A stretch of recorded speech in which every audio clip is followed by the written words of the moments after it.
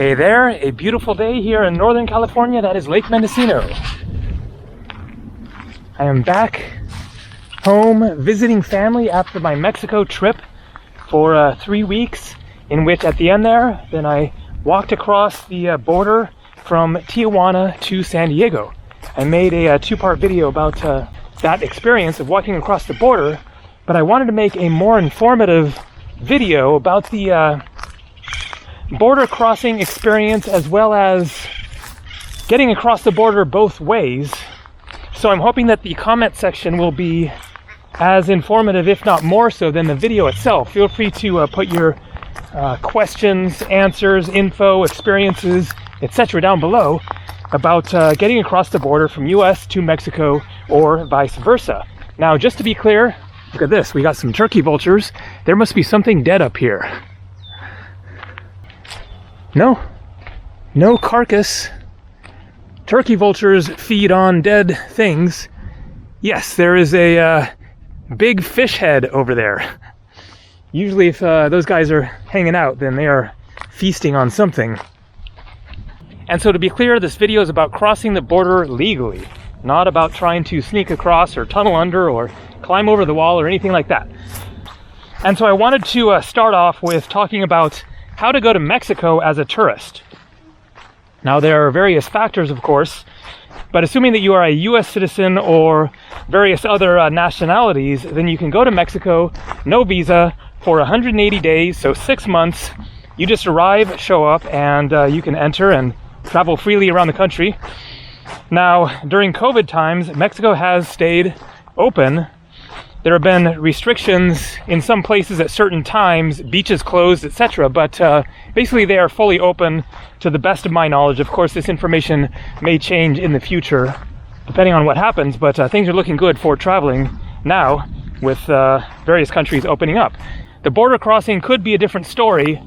I'm not exactly sure of the current information, what exactly is open. Of course, the Tijuana border crossings are open, as I showed, but due to COVID, then various border crossings were closed. I'm not sure if, some of them open back up or what. It's a shifting situation, but that is something that people could maybe comment in the comments below is, if you're in, Texas, then what's the deal with the border crossings there? Or anyone who lives on the border somewhere and has some information about the situation in their town, or just if you've, crossed at some point. All right, so here we got the turkey vultures hanging out. Now, unfortunately, going from Mexico to the United States, especially if you are not a US citizen, is not so easy. Mexican citizens need a visa to go into the United States. It is not fair, but it is the way that it is. And currently, then, visas are not being offered. And so, basically, if you are not a US citizen or permanent resident or whatever the various designations of having some sort of a right to be in the United States long term, then basically you cannot go to the United States from Mexico at this time. If you're a Mexican citizen or, maybe various other citizenships in Latin America, I don't know exactly, but you cannot just, go to the border or catch a flight and enter the United States as a Mexican. And so a very important thing that you need to know, if you are a US citizen and planning to travel to Mexico for a vacation, is that coming back to the United States, then you need to provide a negative COVID test before you even get on the plane flying from Mexico back to the United States. However, you do not need a negative COVID test if you are walking across the border at Tijuana and presumably at anywhere else where the border crossings are open to walk across. That is one of the reasons why I decided to do the Tijuana border crossing. That is not the only reason. And it is really not a good enough reason to go out of your way to fly to Tijuana like I did and walk across just to avoid that COVID test, because you can get them very quickly and easily and cheaply at lots of cities, especially the more touristy ones, that will provide rapid COVID tests, cost 20 bucks or whatever. You get it in, I don't know, 20 minutes, 30 minutes, an hour or something, and then you're good to go. So it isn't really worth flying to Tijuana, walking across, and then paying for another flight if you were from somewhere else in the United States. The reason that I did the border crossing like that, this is like snake heaven right here, gotta watch out, is because for one thing, I wasn't sure where I was going to fly out of. I traveled spontaneously and I didn't even know what city I was going to fly out of. And so I didn't want to have the stress of having to figure out where to get a rapid PCR test, possibly in some Mexican city that isn't popular with tourists and thus wouldn't have the same likelihood of having that. I flew out of Morelia to Tijuana, and I'm glad that I didn't have to run around my last day trying to find somewhere to get a PCR test, if that was even possible.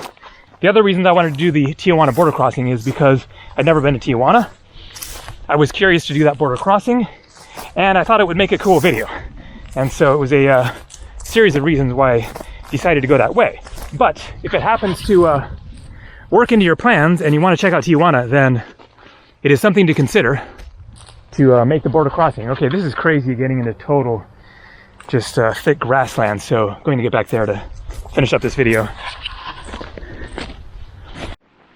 And so when it comes to the border crossing itself, then it's pretty straightforward. You just get over to the border. As I showed in my video, I wasn't aware that there were multiple places to cross there at Tijuana. There are apparently 4. And so there was that conversation with the lady at my hotel talking to the taxi driver who didn't speak any English, and she told him to go to the Chaparral border crossing. However, I ended up at the San Isidro border crossing, but it turned out that the Chaparral border crossing was closed. So I don't know if the guy already knew that or if he just, misunderstood or whatever. But anyways, basically I ended up at the right place. Maybe the Chaparral crossing will open again sometime in the future here, and that will free things up a little bit and lessen the lines going across. I guess that is one of the reasons why it was kind of a long line when I went. And so you can get a taxi or an Uber or whatever, and then just have them drop you off there and find the line, start waiting.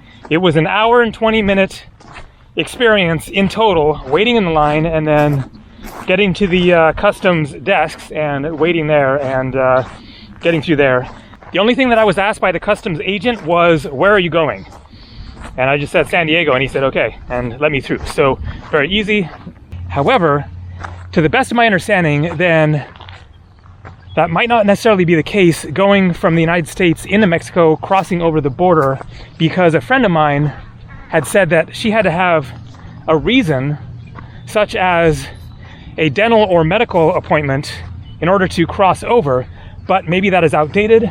Maybe that was only applying to going with the car. I'm not exactly sure about that. If somebody wants to clarify, they're circling. They think I'm gonna die any second. Sorry guys, I plan to live on for another hour or two or even more.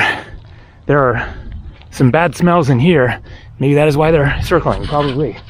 Anyways, hopefully people can clarify about the situation walking across or driving across from San Diego going to Mexico to Tijuana, and whether you've been asked questions, had to provide proof of a medical appointment or whatever, or if it's fully open and you can just do it just to go party in Tijuana or whatever you want to do. And by the way, this lake is evidence of drought in this area because the water level should be much higher. The shoreline could be, up to over there, or maybe along here or something. But anyways, once I got across the border at San Isidro, then there was a train waiting there to go into downtown San Diego. They leave like every 8 minutes or something. It costs $2.50, 20-minute train ride. Very nice and easy. All right, I'm in a kind of weird wasteland here. You can see this is where the lake totally should be. And so there's another reason why I'm here other than just to record this video, which is that there is a disc golf course over there. There's another one down there beside the lake. I am a big disc golf enthusiast, I play a lot, especially when I'm here. There are 4 different disc golf courses in the area around here. Super fun game, free, and I've been playing it for 25 years. A fun pastime, especially on a hot day because it is back in the trees and will be a little bit shaded. All right, thanks for watching, and my plans are coming together for the summer. I'm going to be leaving here very soon, so more adventures coming. Later.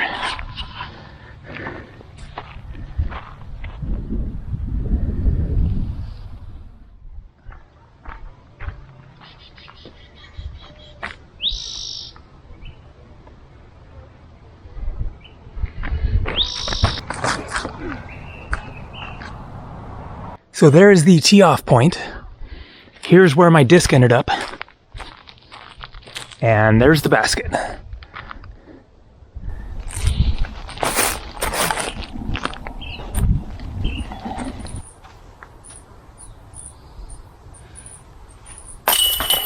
right, got it in 3. All right, so I parred the first basket. I bogeyed the second one, got 1 over 3, so got 4. And this is my first throw to here. So if I get this one in, then I will get a birdie, and that will make me par for the course for these 3 baskets. So let's give it a shot. Oh well. See ya.